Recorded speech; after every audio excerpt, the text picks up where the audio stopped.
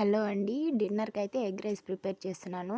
ప్రిపరేషన్‌లో onions, carrot, పచ్చిమిర్చి cut చేసి పెట్టుకున్నాను. ఇంకా ఎగ్ అయితే బ్రేక్ చేసి ఆయిల్‌లో ఫ్రై చేశాను సాల్ట్ వేసుకొని. చూస్తున్నారు కదా! వీడియోలో చూపిస్తున్న విధంగా అడుగంటకుండా ఫ్రై చేసుకొని కూరగిన్నెలో అయితే తీసి పెట్టేశాను. మళ్ళీ ప్యాన్‌లో ఆయిల్ పోసుకొని నేను కట్ చేసి పెట్టుకున్న 3 రకాలవి వేసేసుకొని బాగా అయితే ఫ్రై చేసుకోవాలి పచ్చివాసన పోయేలాగా. ఆయిల్‌లో ఫ్రై అయ్యేలోపే మన దగ్గర ఉన్న సాల్టు, టేస్ట్‌కి సరిపడా కొంచెం అయితే పసుపు వేశాను. ఆల్రెడీ పచ్చిమిర్చి వేసున్నాను కాబట్టి కారం లైట్‌గా అయితే వేశానండి. ఇంకా ఆయిల్‌లో ఆ పచ్చివాసన పోయే వరకు ఫ్రై చేసుకోవాలి ఇట్లాగా. మన దగ్గర ఉన్న మసాలాలు ఏవైనా వేసుకొని ఎగ్ బ్రేక్ చేసి పెట్టుకున్నాం కదా! ఆ ఎగ్‌నైతే వేసుకొని బాగా ఫ్రై చేసుకోవాలి. ఆ మసాలాలన్నీ ఎగ్‌కి పట్టేలాగా ఫ్రై చేసుకోవాలనమాట.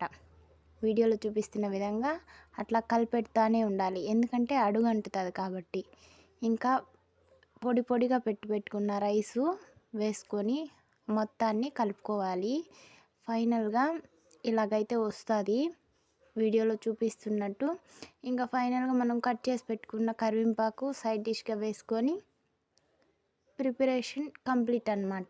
ఇంకా పూజ అయితే కంప్లీట్ చేసేసుకొని మా వాడికి వేసేసి నేను కానీ ఫుల్‌గా లాగించేశాను. ఈరోజు ఇవే మరి. రేపటి వీడియోతో రేపైతే కలుసుకుందాం. Bye bye. వీడియో నచ్చినట్టయితే లైక్ చేయండి.